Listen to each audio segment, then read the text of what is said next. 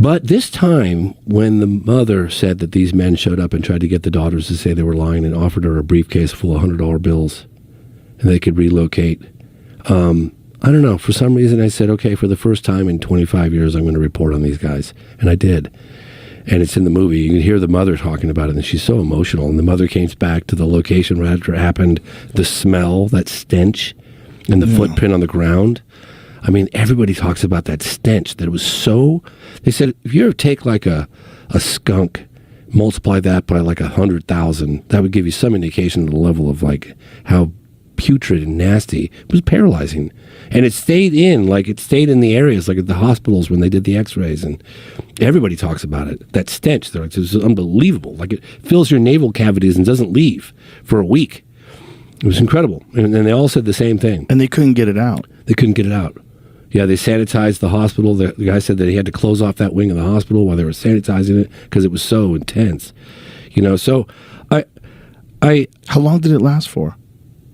I heard days and weeks is what I heard from people. And even the mother said when she went to where the creature was, she said that the stench, even there after the creature was gone, got in her nasal cavities, and she tried to flush it out with water and saline or whatever, and she just couldn't get it out of her nasal cavities. Really crazy. But they all did. I mean, everybody talked about that stench, I mean, the military officer, the guy that drove the creature around, I was sitting across from him. You can't see his face, but I did. And I'm looking this guy in the eyes. I'm thinking, I could be looking at a guy that drove a fucking alien around. You have no idea, dude. You have no idea. How did he describe it? So fucking intense. When I came back from that trip, people were like, how was your trip to Brazil?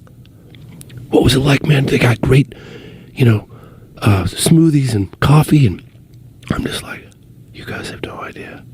I think an alien spaceship crashed and they recover live aliens. And we made contact and the Americans came in. That's what I'm thinking about. So I told a couple people. On the last trip I came back, I was just like, I was so rocked. I couldn't reintegrate back into culture. I was just like, fuck, I think this happened. It's the biggest story ever. So people were asking me, even my neighbor who runs that Make-A-Wish Foundation, he was like, James, he goes, bro, I like you a lot and I got a lot of respect for you, but you lost me on this one. And I was like, I don't blame you, bro. I really don't. But listen to the witnesses. Just, that's all I say. And I would tell people, and I realized I can't talk about it. All I can say is just listen to the witnesses. Don't take it from me. But I'm looking at that guy in the eyes, Joe. And I've been at this for 30 years. I'm working on my 7th film right now. I'm looking this guy in the eyes and I'm like, this guy probably drove an alien around. And it tripped me out so hard. And it ruined his life. He's to get this guy to go on camera, just like a week earlier, he was like, I don't care all the money in the world. I'm never coming forward.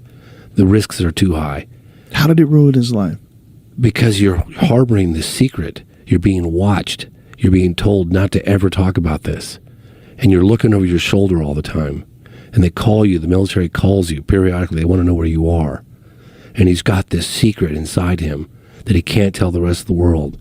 And he's thinking about all the different, everyone's out there speculating, is it real, is it fake, is it real, is it fake? And this guy drove a body around.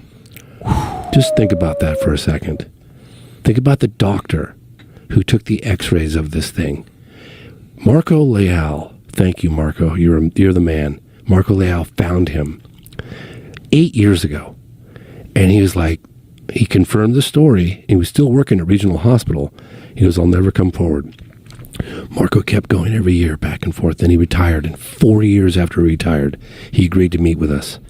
He wasn't even sure he was going to go on. And I said, look, man, we'll film you from the back. We'll disguise your voice. Showed us photographs of him at the hospital. We know we've been trying to get at him. Excuse me. At the end of the interview,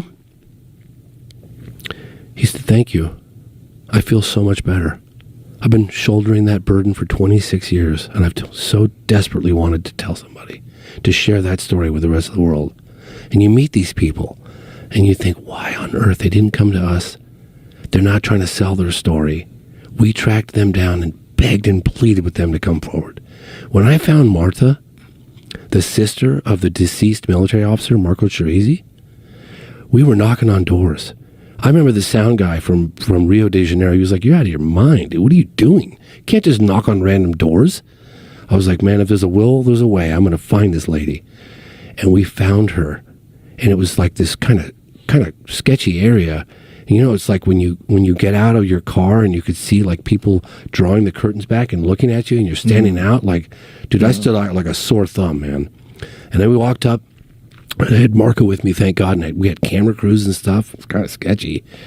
And Marta appears, and her husband appears in this he's a big guy, and he's got like a white beater shirt on, and he looks like he wants to rip my fucking head off. And I'm like, and she's looking at me, and he's just looking at her going, Marta's looking at her husband, and her husband's looking at Marta like, "Give me the signal, I'll kill this guy." That's the fucking... And I was looking at Marco, and I was like, "James, you need to think quick on your feet right now." And I said immediately, "Please translate this. I'm here to give your brother justice. I'm here to get the story out. Please, talk to me." And we developed a relationship with her slowly over that. And those are the first words that we exchanged. And we eventually got her to come forward, and we talked. She'd gone forward in the past, but she doesn't know who the hell I am.